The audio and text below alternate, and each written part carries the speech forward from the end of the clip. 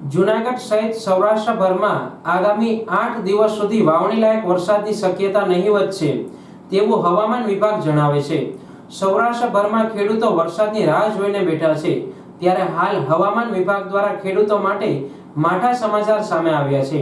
જૂનાગઢ કૃષિ હવામાન નિષ્ણાત ધીમંત વઘાસિયાએ આગાહી કરતા જણાવ્યું કે નૈઋત્યનું ચોમાસું હાલ નવસારી પાસે સ્થિર હોય હજુ પણ આગામી 4 દિવસ સુધી નવસારી વિસ્તારમાં ચોમાસું સ્થિર રહેવાનું હોય પ્રતિકૂળ પરિસ્થિતિને હિસાબે ચોમાસાને આગળ વધવામાં સાનુકૂળ પરિસ્થિતિ સર્જાતી ન હોય જેના કારણે ચોમાસું સ્થિર જોવા મળશે। આગામી 8 દિવસ સુધી સૌરાષ્ટ્રમાં વાવણી લાયક વરસાદની શક્યતા નથી। આગામી 27 તારીખ બાદ સૌરાષ્ટ્રમાં વાવણી લાયક વરસાદની શક્યતાની સંભાવના છે। હાલ અરબી સમુદ્રમાં ચોમાસું એક જગ્યાએ સ્થિર હોય જ્યારે બંગાળમાં આગામી 2 દિવસ બાદ સાનુકૂળ પરિસ્થિતિ સર્જાશે અને બંગાળ તરફથી ચોમાસું આગળ વધશે।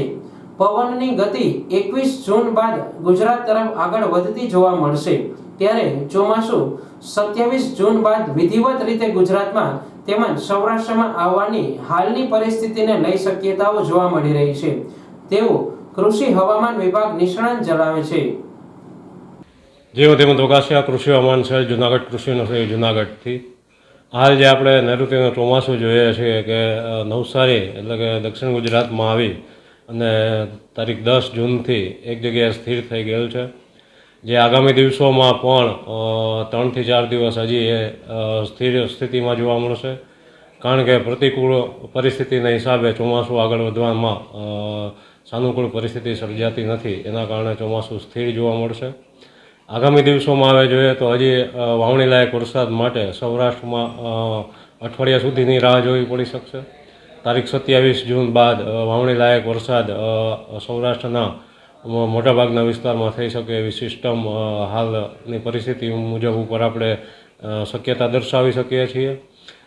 અત્યારે જોઈએ તો અરબી સમુદ્રમાં જે પરિસ્થિતિ છે એ મુજબ ચોમાસું છે એ એક જ જગ્યાએ સ્થિર છે, જ્યારે બંગાળમાંથી આગામી 2 દિવસમાં સાનુકૂળ પરિસ્થિતિ સર્જાતા જે ચોમાસું છે એ બંગાળ તરફથી આગળ વધશે અને પવનોની ગતિ છે એ 20 અને 21 જૂન બાદ જે ગતિ છે એ ગુજરાત તરફ આપને જોવા મળી શકશે, જેને લઈને ચોમાસું છે એ આપને આગળ જોવા મળી શકશે અને વરસાદનું પ્રમાણ છે એ 27 જૂન એટલે કે એક અઠવાડિયા પછી વરસાદની શક્યતાઓ છે એ સૌરાષ્ટ્ર અને જૂનાગઢ વિસ્તારમાં આપને જોવા મળી શકશે।